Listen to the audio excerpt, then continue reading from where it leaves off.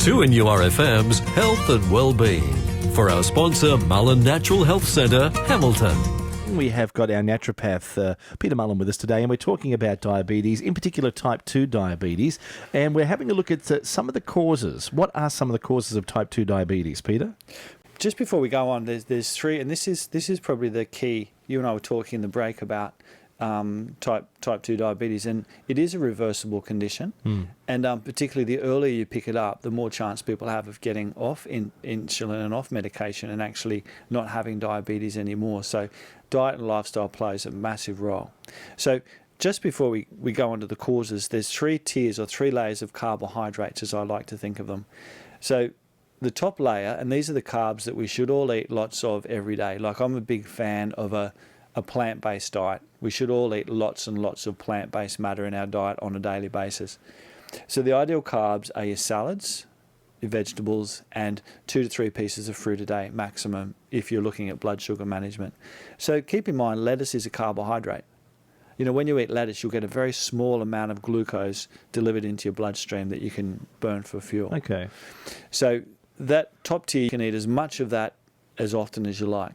The next layer down, and if you're trying to lose body fat or trying to manage your sugar, I always say you can have one serve of one of these once a day maximum, and that's your bread, cereals, grains, rice, pasta, banana, and a white potato.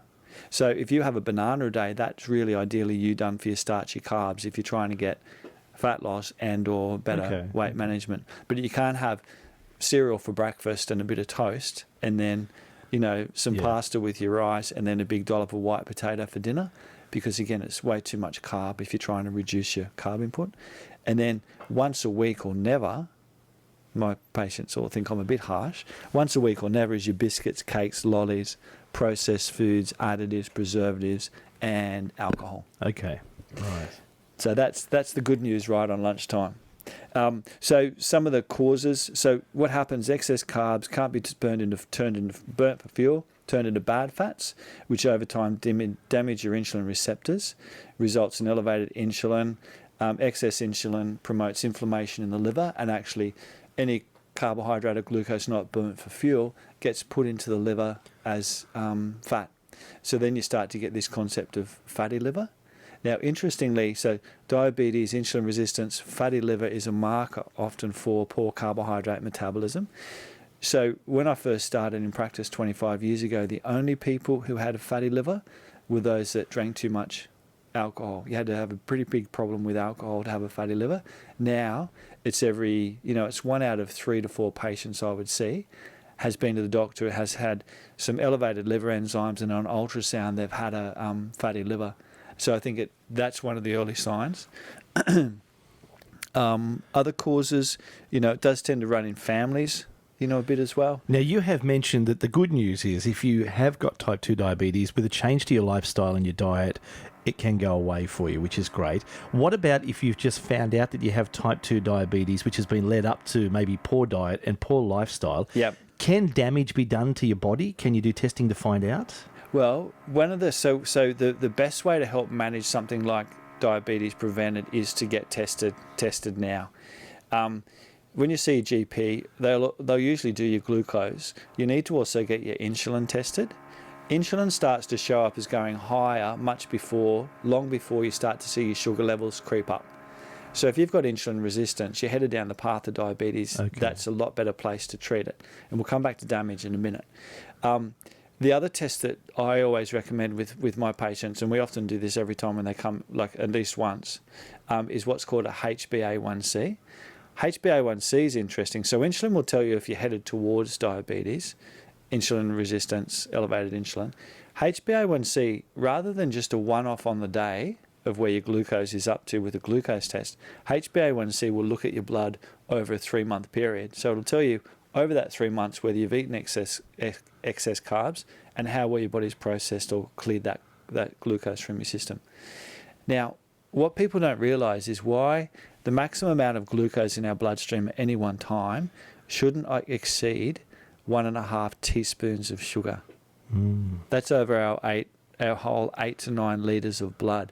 So if someone has a can of a certain soft drink, yeah. you know, it starts with C, ends with oak, that's like 12 or whatever teaspoons of sugar. Yeah. And you imagine a little kid having that. It's like, this is why we're having difficulties with obesity and diabetes, is all these products that are massively packed full of sugar.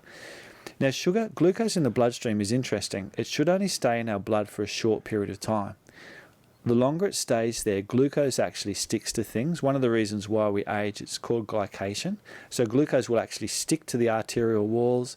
In diabetics, what causes peripheral neuropathy or nerve damage in the periphery is because glucose is actually sticking to those nerve endings and killing them. So glucose, we don't want high levels of glucose in our blood. We want to get it from our food, and we want to get it used for fuel as quick as possible. So diabetics get damage to their peripheral nerves because the glucose levels are too high and it's causing damage.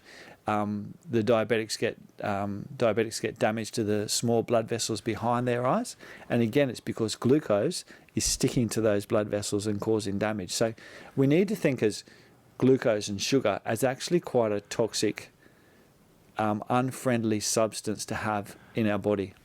Health and Wellbeing today. Peter Mullen is here. We're continuing to talk about our topic, which is diabetes, and especially type 2 diabetes, Peter. All right, so the first step number one is, I think everybody over the age of 50 should be tested for diabetes, pre-diabetes, or a potential towards developing diabetes, because I think testing like that, prevention is always better than cure.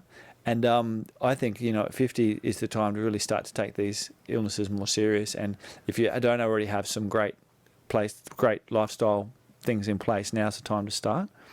So as I said, getting some blood tests done, but asking for insulin and also asking for a HbA1c. Now, one of the interesting stuff coming out, we've been talking a lot about the microbiome and gut flora. There's more bugs in our gut than there are cells in our body. And this new term's come out, and it's looking at the metabolic activity of our microbiome. So what they've found is that certain subsets of people with diabetes actually have very similar gut flora. And we talked before about that study that had a genetically obese mice and genetically skinny mice. And when they fed the poo from the skinny mice to the obese mice became skinny, and vice versa. So the more good bacteria you have, so it's all about the balance of good bacteria. Nearly all the patients that I see with insulin resistance also have leaky gut and, microbiome problems. Right. So low microbiota diversity has been linked to metabolic syndrome. That's where you don't have enough different species. There's a couple of studies where they prescribed probiotics for 4 weeks, and that actually increased your insulin sensitivity. And they've also looked at, so taking a probiotic can actually decrease your tendency towards developing insulin resistance. And what the interesting concept coming out, that your balance of microbiota might actually influence your eating behavior, e.g. cravings. Okay. So if you've got this is a good one. If you've got the wrong type of bacteria in your gut, they can be contributing to why someone's craving more carbs and more sugars. So we've got someone else to blame. Like, yes, it's not just stress and comfort eating. It's those bad bugs in our gut. Now, vitamin D, low vitamin D and insulin resistance go hand in hand. So if you're low in vitamin D, and again, the only way to know if you're low in something is to get tested. So vitamin D, probiotics, we talked about. Lipoic acid. Lipoic acid is an intracellular antioxidant. Now, for any diabetic that has peripheral neuropathy, lipoic acid works like a dream in really helping to reduce that damage and turn off the inflammation in those peripheral nerves, which is great because it's a safe, natural substance. Probably some of my top favourites. My favourite herb for blood sugar imbalances of any type is a herb called gymnema. Yes. And helps your insulin to be more effective and may actually help repair damaged insulin-producing cells. And gymnema, you can get it in a tablet form, or you can see a naturopath and get it made up into a herb mix, which is what I tend to like. Cinnamon. Now, interestingly with cinnamon, do you like cinnamon? Cinnamon's good. Okay, yeah, in small doses, yeah. Yeah, well, cinnamon at 4.8 grams a day, so that's a teaspoon and a bit of cinnamon. And with cinnamon, you've got to be careful. There's certain types of cinnamon. the cooking type is not what we're after. We're after the medicinal type of cinnamon. So you need, and the name just escapes me at the moment, but I'll let people know that next week. So a teaspoon of cinnamon a day was shown to improve the metabolic health in diabetics over a 3-month period, improving insulin resistance and fat metabolism. And for a couple more, chromium, always really important for blood sugar management. Improves mood, reduces sugar cravings. Magnesium, really important, been shown to reduce fasting insulin. And the other thing that's really beneficial is fish oil. Right. And a favourite for a lot of people out there is cocoa. Okay. So cocoa polyphenols have been shown to really benefit. Now, unfortunately, eating a lot of chocolate for the cocoa benefit is probably going to be counterintuitive. Right. Obviously, because you've got a lot of sugar in the chocolate. But cocoa in, certain products, organic raw cacao, things like that can really, they've been really shown to help manage blood sugar levels more naturally.